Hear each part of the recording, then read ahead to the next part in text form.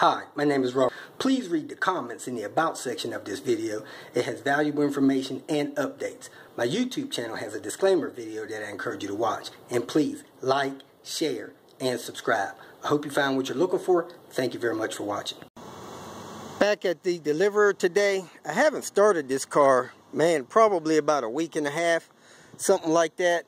So somebody's supposed to come look at it and possibly purchase it. So I'm going to start it up. Drive it to rinse it off and try to get the lower front engine mount replaced and go from there. Last time I started the car, it seemed like the battery was weak and the clock is still working, so I may be in good shape. So let's fire it up, see how it goes. Fire's right up, nice and smooth, we're good to go. The oil dipstick was broken, as you can see here, so I picked up another used one that I'm gonna try. If that doesn't work, I got another new one. So let me check the part number on this one and I can verify the length. 127192.1. This one here, 127192.1. So this is the same one. Let me brush this one off, clean it up, and put it in there. I'm still having some boosting problems, boosting a little low, so I decided to double check my BCS lines, and the yellow and the red was mixed.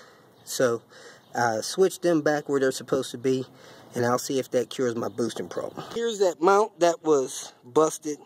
Looked like it had some oil leaking on it. I need to find the source of that, but the mount has been replaced. Let's see if we got our boost back, switching those boost lines back to where they're supposed to be. Oh yeah, we got our boost back. One of my viewers, as generous as some of you guys are, sent me some of the seatbelt tabs that go in there where you push the button. So I'm going to go ahead and clip those in place. Okay, you just take them where they say press, set them in place, and press them.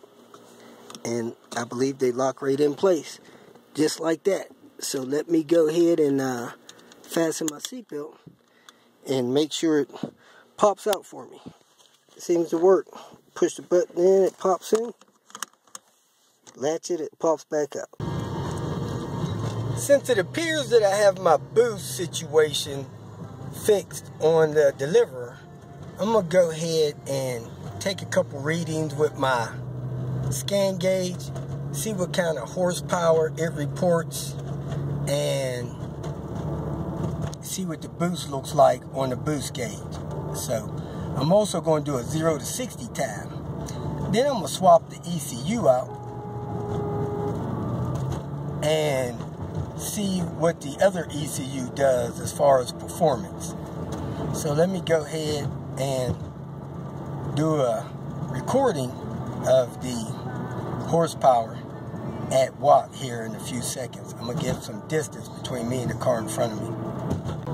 Every time I let a little distance get in front of me, between me and the car in front of me, somebody else pulls in front of me. So I'll wait till I get on the freeway to check that horsepower reading. After I do a quarter mile time, that'll probably be best. These cars do not report boost good through the OBD2 port. It's not programmed to. So some people get those phone torque apps and they try to get their boost reported that way, and it just doesn't work. You need a boost gauge, or you need to learn how to read these here. Okay, I have it armed, and here I go. My 0 to 60 time and my boost setting.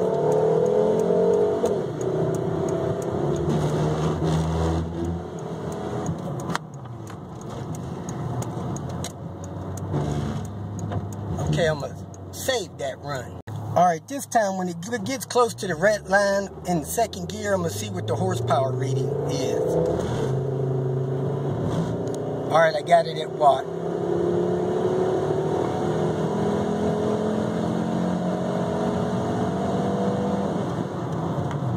Alright. Since this car appears to be running and boosting fine, I'm going to swap in a tuned ECU into this vehicle and do another check of the 0-60 time and see where it boosts at to see if this tuned ECU is what this guy claims it is. So I shipped the guy a T5 ECU and he had a chip put into this ECU.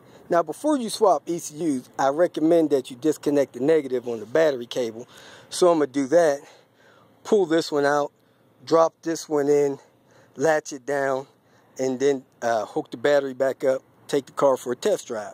They're both 96 ECUs, so there shouldn't be any issues. The hardest thing about getting the ECU swapped out is releasing the clips from the ECU cover. So let me pop that back in place and start the car up and go ahead and take it on a test drive. And like I said, I'll record those settings on the 0-60 time. As you can see, it reset my clock and the car did start.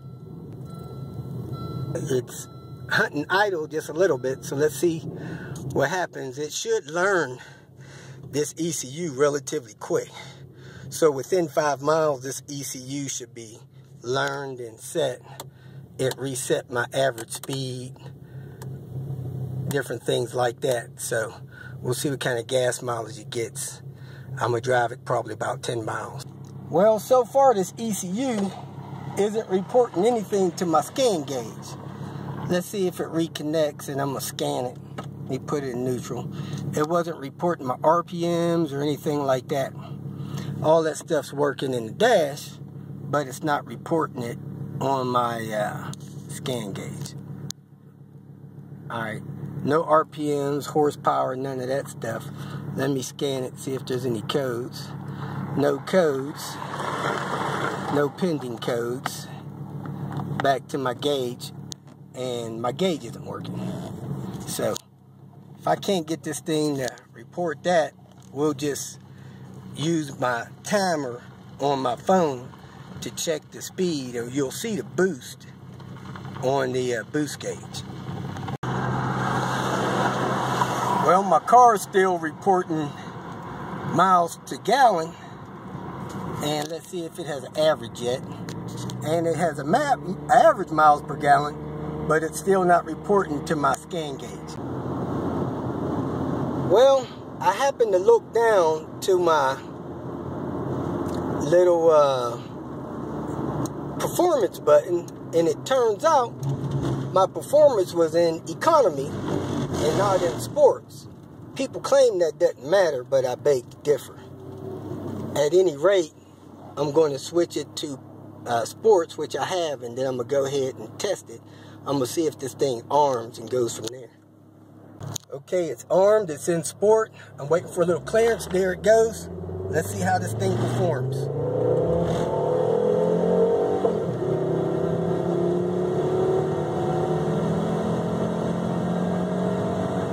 Speed limit 65, I'm at 70, so I'm going to back off. Well, I'm a little disappointed in this ECU I put in here to test. It seems like the boost maybe went up 1 or 2 PSI.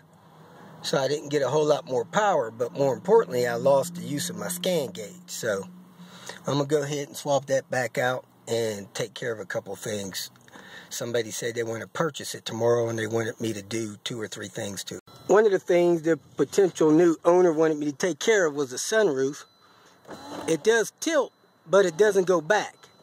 I think that is because whoever replaced the headliner in this vehicle, they also replaced the headliner on that shade, and that shade is thicker and it won't let the sunroof drop and slide back the way it's supposed to. So I'm gonna pull the sunroof, swap out the shade, and see if that fixes the problem. On the replacement shade, one of these clips were broken, so I just pried this tab up, then lift the clip up on the back side of it over here, and it just came right out. So, and then I just swapped it over to the other vehicle. See how that popped out? If you got two hands, it won't pop out like that. So I'm going to save these other 3 clips because I'm probably going to throw that shade in the trash since it has this extra padded cover on it.